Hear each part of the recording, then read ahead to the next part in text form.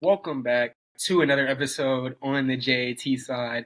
I'm your host, Jalen Austin Taylor, and today is April 14th, 2025, and I am back today for another great episode.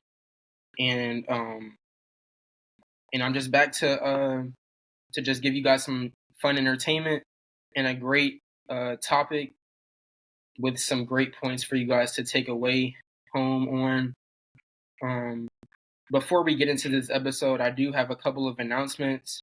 I do want to shout out Jumpman Conditioning for the topic of this episode. You can follow him on Instagram at Jumpman, Jumpman, Conditioning, Conditioning on Instagram. He is a personal trainer in the local metro Atlanta area. He does personal training sessions specifically focused on your conditioning, depending on what sports you play. He trains volleyball players, basketball players, and he also trains other sports athletes as well, like football players and other sports as well. So hit up Jumpman. He can definitely get a plan for you and get you more explosive, more athletic, and just a better athlete overall for whichever sport or sports that you decide to play. But now back to today's episode, which is titled Spending Time versus Investing Time. And today's episode, as I mentioned earlier, was given to me by Jumpman the last time I saw him, which was about a month ago. And we had a conversation. I drove my sister to her actual personal training session with Jumpman, who she is a volleyball player herself. And after the training session, me and Jumpman had a conversation. And he told me, why don't for your next podcast episode you talk about spending time versus investing time? And he explained to me, he said, key in on spending time is like, for example, you go to the gym, you're a basketball player. You go to your local gym, whether it's LA Fitness, Planet Fitness, anywhere that has a basketball court, really. You go to your local gym, and you go to the gym for 3 hours. But your 3 hours, you're only playing pickup, and you're not even playing the whole 3 hours because you're not winning every game, so you have to wait to play more games. And, that's all you do for 3 hours. And he said, that's an example of spending time. Now, you take that same basketball player, insert him into the same scenario. You go to the gym for 3 hours, but for the first hour that you're in the gym, you go hit the weights. The second hour you're in the gym, you're working on your ball handling, you're working on shooting, you're working on defense, whether it's working on your defensive slides or suicides. But for that next hour, the second hour, you're in there working on your skill development. And then the third hour, let's say you get some pickup runs in, get a couple of games, and, maybe you win some, maybe you don't, but you get an hour of pickup games. Now, that's an example of investing time because you didn't just come in the gym and immediately start playing pickup. You went and lifted weights for an hour. Then you went and worked on your skill development for an hour, and then you finally played pickup. And I thought about it. I was like, wow, especially for, my fellow student athletes out there, this is really a great topic because a lot of us get caught in the spending time. We always want to do what's fun, convenient, what doesn't really cause us to put in our full effort because we want to just be comfortable. But Jumpman gave me this topic, and I was really enlightened by it. And I was like, wow, I've been thinking on it for the past. I really wanted to make this episode about 3 weeks ago, but due to scheduling conflicts, it wasn't able to happen. But I'm here today, and I'm so excited that I'm here because this is really a topic that all athletes, in my opinion, need to listen to because this is something that we all deal with, and we all have to make sure we're conscious of that we got to make sure we're conscious of not getting caught in that spending time too often. But yeah, not getting caught in that spending time too often. So we already kind of gave the example of spending time versus investing. Oh, excuse me. All right, so yeah, we already gave the example of kind of spending time versus investing time, but now we're kind of really going to go into detail on the two and really, um, really drill in on. But now we're really going to key in on both of those, starting with spending time. So we gave the example of a basketball player, but this doesn't really just have to apply to sports. This can apply to anything you want it to. This can apply to your job if you have one. This can apply to anything, any career, anything that you choose to do with your time. So I'm gonna give another example. Let's say that you are an artist. Okay, let's say you're an artist and you're making art, and that's how you make a living. You sell your art pieces and you get paid for them, etc. So you're an artist, and let's say you go to an art studio for maybe 2 hours every week. But when you go to this art studio, you're not intentional with what you're going to work on, and you don't have an idea of what you actually want to focus in on those 2 hours. You're just freestyling the whole time. Now, while some artists may listen to this and say, well, that's what a lot of artists do, and that's how they end up creating some of their best pieces. However, if you came in with at least an idea or a brainstorm outline of what you wanted to work on, then the process of creating the desired outcome would be a lot smoother because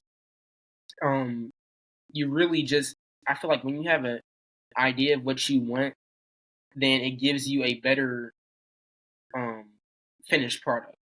So let's say like I said, you go to the studio 2 hours a week, every week, but every time you go, you just go with a blank mind.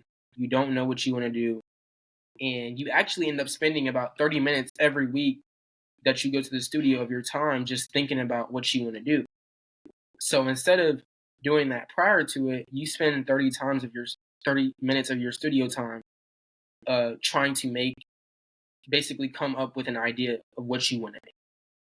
And then the other hour and a half, you're left with to actually make the piece or pieces that you want to make.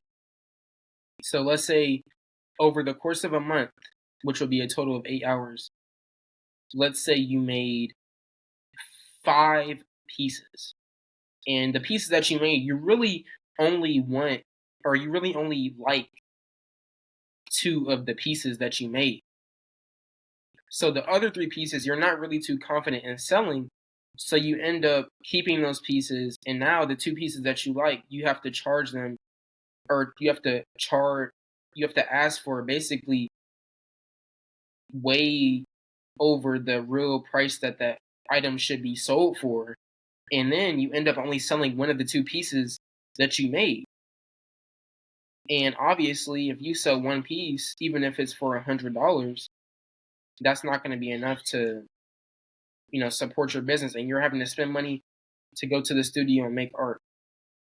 Rather than if you were investing your time, you would already have an idea or a general idea of what you wanted to make before you even got in the studio. You spend time thinking about it, spend time brainstorming your ideas. And then once you get in the studio, you immediately get to work because you've already envisioned what you want to create. And let's say the same scenario, you go for a month, you get 8 hours of studio time. Let's say you get 8 finished pieces, and you really like 7 out of the 8 finished pieces because you envision what you wanted. So out of these 8 pieces, you get 7. You get 7 of those 8 pieces, and you're able to sell them for their right price, and you end up making a little bit over $400. Now, obviously, that's a lot better than scenario 1 in the spending time example, because not only did you make more money, but you enjoyed the product more. It isn't always about how much money you make, but rather your personal satisfaction sometimes, especially when you're an artist or a creator of any type of product. If you're not confident in what you're selling, then you're not going to be able to get somebody else to be confident in what you're selling. more times than not.